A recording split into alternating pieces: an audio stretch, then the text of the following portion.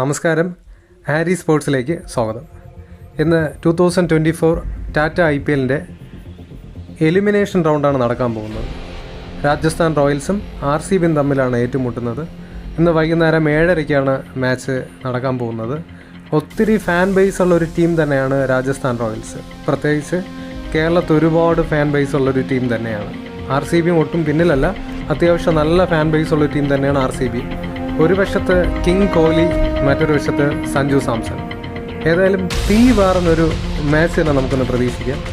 ഇന്ന് നടക്കാൻ പോകുന്ന മാച്ചിൽ എലിമിനേഷൻ പ്രഷർ ഏറ്റവും കൂടുതൽ ഫേസ് ചെയ്യാൻ പോകുന്നത് രാജസ്ഥാൻ റോയൽസ് ആയിരിക്കും. കാരണം മെയ് മാസത്തെ കളി മുതൽ നമുക്ക് നോക്കിക്കഴിഞ്ഞാൽ ഏറ്റവും നല്ല പ്രകടനമാണ് RCB കാഴ്ചവെച്ചിട്ടുള്ളത്.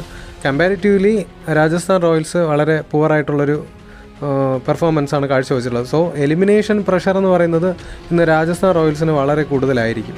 പിന്നെ RRനെ സംബന്ധിച്ചിടത്തോളം ബട്ട്ലറിന് പകരം വയ്ക്കാൻ ഇനി ആര് എന്നുള്ളൊരു ക്വസ്റ്റ്യൻ ഉണ്ടാവും.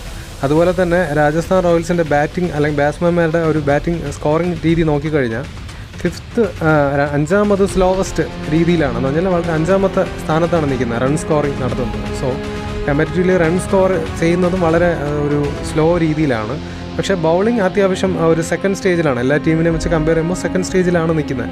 അത്യാവശ്യം നല്ല ബൗളിംഗ് സ്ട്രെങ്ത് ഉണ്ട് രാജസ്ഥാൻ റോയൽസിന്. ഇന്നത്തെ മാച്ചിൽ മഹാരാജ് ആൻഡ് അശ്വിൻ ഈ രണ്ട് ബൗളേഴ്സിനെയും കോഹ്ലിക്കെതിരെ ഒരു ബെസ്റ്റ് വെപ്പണായിട്ട് RR എന്ന് ഉപയോഗിക്കും. കാരണം കോഹ്ലി അത്യാവശ്യം നല്ല ഫോമിലാണ്, നല്ല അഗ്രസീവ് പ്ലേയുമാണ്. അത് കാരണം അശ്വിനെയും മഹാരാജിനെ നമുക്കിന്ന് പ്രതീക്ഷിക്കാം. അത്യാവശ്യം നല്ലൊരു ബോളിംഗ് പെർഫോമൻസ് കൊടുക്കാൻ സാധ്യത കൂടുതലാണ്. അതുപോലെ തന്നെ ഇന്നത്തെ മാച്ചിലെ ടോസ് RRനായാലും RCBക്ക് വീണാലും മോസ്റ്റ്ലി ബൗളിംഗ് തിരഞ്ഞെടുക്കാനാണ് സാധ്യത വളരെ വളരെ കൂടുതൽ. കാരണം RR ഇതുവരെ കളിച്ച മാക്സിമം മാച്ചും ചേസിങ്ങിലൂടെയാണ് ജയിച്ചിട്ടുള്ളത്.